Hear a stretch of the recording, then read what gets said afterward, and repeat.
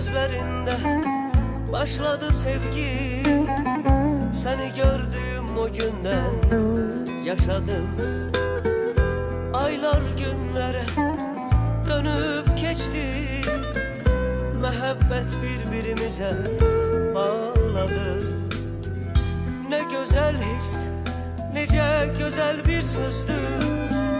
Her an her saniye sevirem demek. Hayatım sen oldun, bir yaşam dolu. Bizli bir yol başlayır sonsuza dek.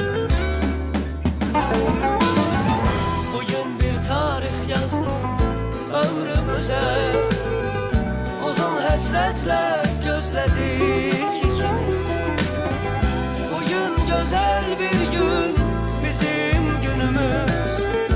Şad günümüz, özel bir toy günümüz. Bugün bir tarih yazdık ömrümüze. Uzun hasretle gözledik ikimiz. Bugün güzel bir gün, bizim günümüz. Şad günümüz,